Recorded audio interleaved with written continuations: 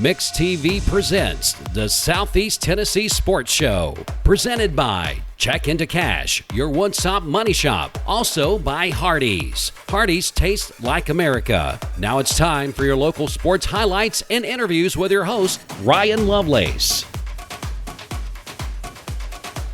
Welcome back to the Southeast Tennessee Sports Show presented by Check Into Cash and Hardee's. I'm your host, Ryan Lovelace, and we are back after a little bit of a break. But as for us right now, we are hopping right into some district tournament basketball action.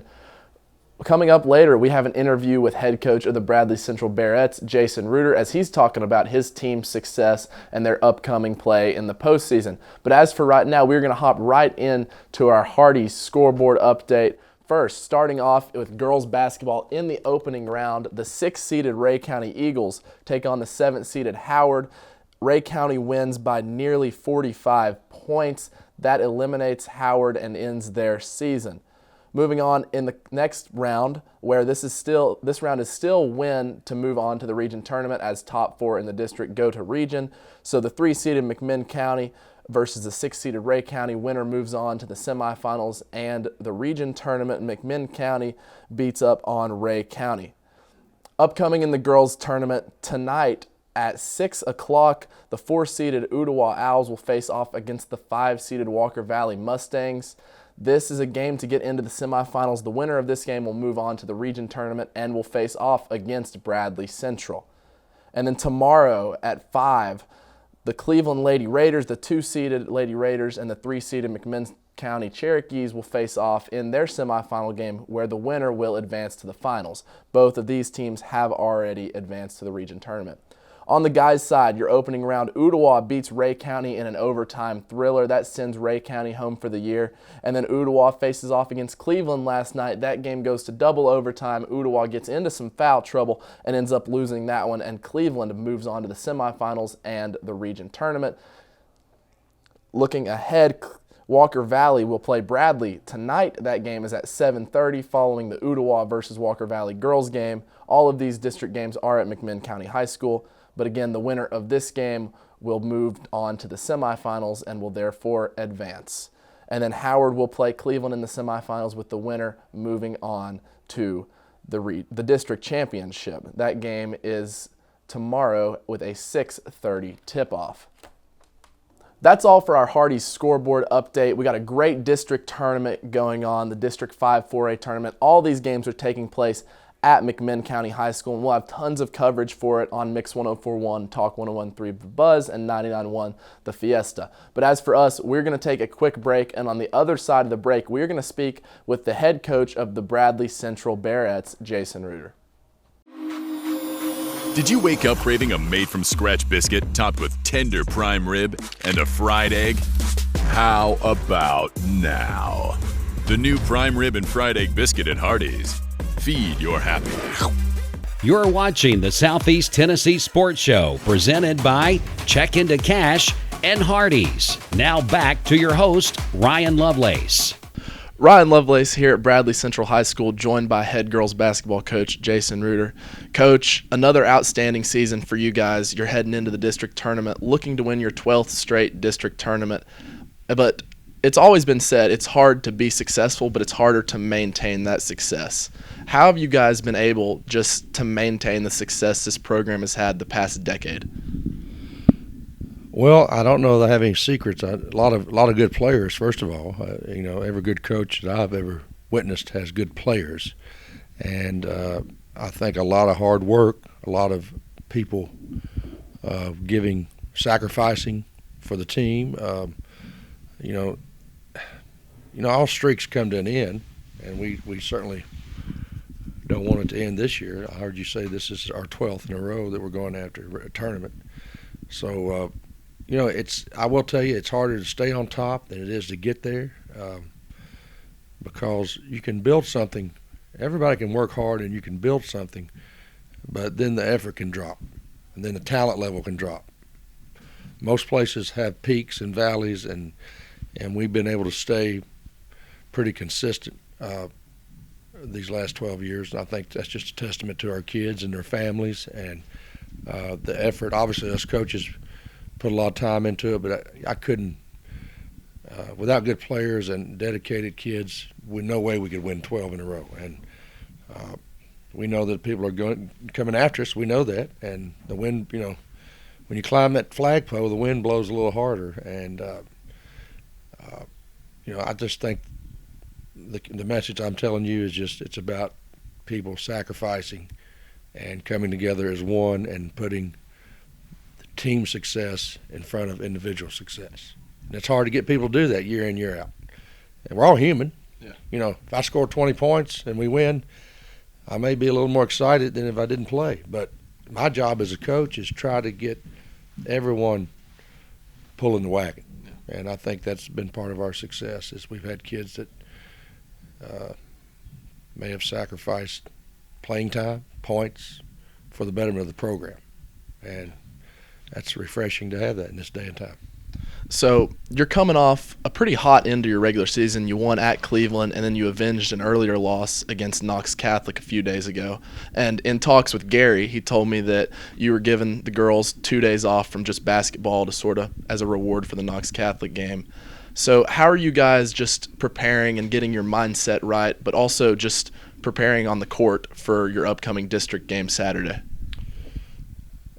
Well, the information you got from Gary Owenby is correct. Gary's given out a lot of information. I'm going to have a talk with him. No, Gary's a good friend of the program. But we took off Sunday, which we would have anyhow. Only thing we did different is take off Monday. They're going to get 1 day a week off. We usually take off Saturdays and practice on Sunday, not during church time. We just go for a short practice, like 2 to 3:30. But anyhow, we give them 2 days off. I want them, I want our kids fresh. We don't play until Saturday, and you're right. A lot of people would rather play a game than be off this long. Yeah. That's Sunday. That's Saturday to Saturday. That's 7 days. A lot of times, Ryan, when you're winning, you want to keep playing. When you're winning, you want to play more. When you're losing, you're like, Now, I've not been involved with a whole lot of losing, but when you lose, sometimes you don't look forward to the next game. If you're losing on a regular basis, when you're winning, you want to keep playing because, and basketball is different than maybe football. You wait a week. In basketball, you play 2 or 3 games a week, sometimes 4. So I've got to keep them sharp, and sometimes I've learned the best practice is a day off. I don't know, what's your favorite food? I like chicken. Do you want it every day?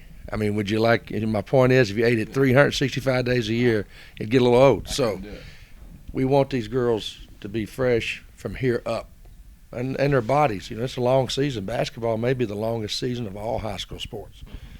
So I want them fresh. And how do I get ready for the next opponent? We don't know if we're going to play Walker Valley or Ooltewah. We obviously have 4 games already under our belts against those teams, 2-2. We think we know their personnel pretty well. So, we may spend 1 day working on what Ooltewah's going to do. We may spend, for example, today, and then tomorrow we may spend Walker Valley. But we got to make sure we're crossing the T's and dotting the I's on what we do. So there's a quick turnaround from Saturday to Monday. And probably people are projecting us to play Cleveland again, even though McMinn is at home. And, when you get a team at home in the district tournament, they can be dangerous. Yeah. So we'll be sharpening our axe on all aspects until Saturday. And it is a perplexing situation when you're off this long. You got to be careful. I got to simulate a game in here. Mm-hmm. We'll spend one practice here about Thursday where we'll actually, not a full game, but we'll play a half and keep score just like a regular game, just to keep us sharp. Okay, so. And lastly, real quick, you don't have to reveal too many secrets, but what's your biggest key or thing you want to see from this team to make another deep run in the postseason? I pray for one thing only, that good Lord keeps us healthy. If he keeps us healthy, I think I got the girls that dress in this locker room right here every day. I think they're going to play as hard as they can, as long as they can, for each other and for that Bearettes name on the front and for each other. And I don't know where this is going to end. You can play your heart out and still lose. Yeah. There's only going to be one team happy at the end. And I've been there once. Yeah. And I've been on the other end where, you get crushed. If you get to the state finals and you lose, you're going to be crushed. But you're going to reflect back, and it's going to be a great year. But these girls, if they just stay healthy, then I'll take my chances. That's all I can ask. I don't pray for wins or losses. I think everything else, as far as our roles, as far as our unselfishness, we know who our ball handlers are. We know who our shooters are. We know who our post players are. We know how we're going to play defense. So I'm not really, free throw shooting. We got to shoot the ball. All these things, cliches coaches are going to say. We can't turn it over. All those things. When you have a bad game, the chances, especially when you get in tournament time, because the field gets narrower and narrower, and only the best survive. So if we just stay healthy, then I'll take my chances with these girls. Yes, sir. This has been Ryan Lovelace, joined by head coach of the Bradley Central Bearettes, Jason Reuter. Now we'll send it back to the station. There you hear from head coach Jason Reuter. His girls team will face off against the winner of Ooltewah and Walker Valley. Ooltewah and Walker Valley, once again, is tonight at 6 o'clock at McMinn County High School. Bradley will face off against the winner of that game in the district semifinals tomorrow at 2 o'clock, also at McMinn County High School. That's all we have for you this week. As always, I'm Ryan Lovelace. Shout out to Gideon Ratcliffe, our producer. This has been the Southeast Tennessee Sports Show presented by Check Into Cash and Hardee's. Have a great week. Thank you for watching this week's episode of the Southeast Tennessee Sports Show presented by Check Into Cash and Hardee's. We will see you back here next week.